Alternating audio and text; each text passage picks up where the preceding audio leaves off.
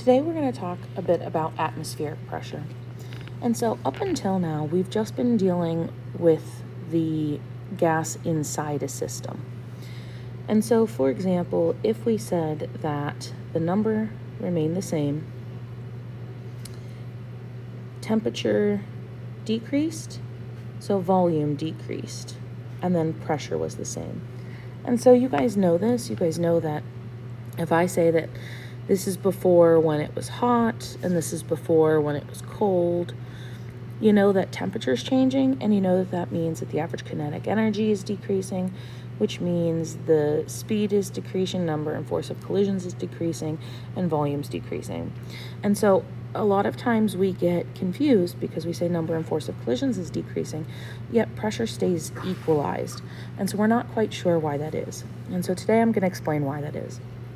So in my first box, I've got particles, 2, 4, and it's at a high temperature. And so since my temperature is high, that means the length of my arrows is going to be long. That's a really crappy arrow. And so when I do this, I have 3 collisions with the outside. 1, 2, actually I guess I asked you guys to draw boxes, so that's what I should do. So 1, 2, 3. Well, in order for this to remain equal, we haven't really been talking about what equal means. We've said, oh, well, in the lower one, it needs to have 3. That's not quite what we mean by it's equalized. What we mean by equalized is that there's particles on the outside. We're surrounded by air. If you wave your hand in front of you, you'll feel that air bounce off of you. And so it's that air pressure. It's the pressure from those particles hitting us that are in the air that are keeping this equalized. So it's equalized because the pressure outside is equal to the pressure inside. I'm going to add a few more particles here. And so now, because when I change the temperature, so now my particles are moving a lot slower. And so if they were in that big box to begin with, just gonna move some stuff out of the way here for a second. If they were in that big box to begin with, so I still have my 4 particles. Oops.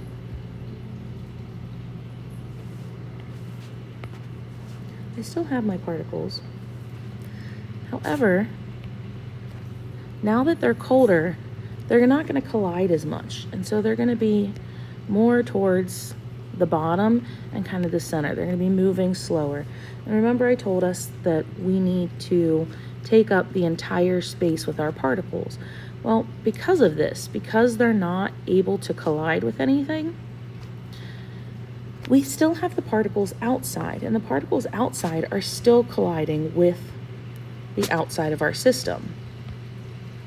And so in this exact example right here, we've got that the pressure outside for this moment, I'm going to erase this in a minute, is greater than the pressure inside. And so when that happens, if it is a non-rigid system, it'll cause my box to go in. So because it hit it, it's going to push it in. So these are like unopposed collisions. These are things that are not colliding on the inside.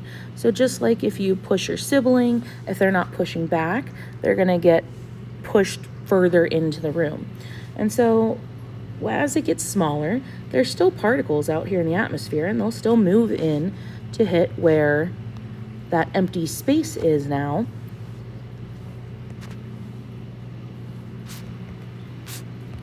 And so again, I still have collisions with the outside, and my particles inside aren't colliding.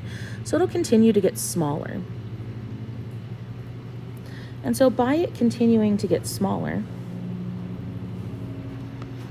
now I start having collisions with the inside surface. And so now my collisions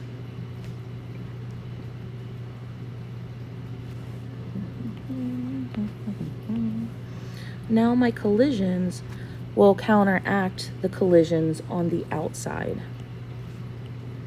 And so I've got that one that's counteracting, and I've got this one. And so now my pressure is less on the inside as it is on the outside, because on the outside I've kind of shrunk in a little bit. I have a little bit less space, and so I have 2 collisions. And there's my third.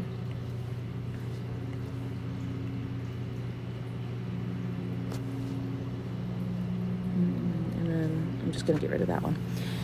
So I have my collisions. My collisions are now equalized. I again have 3 on the inside and 3 on the outside.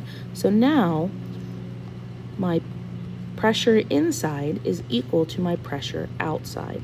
And so that's what we mean by it's equalized.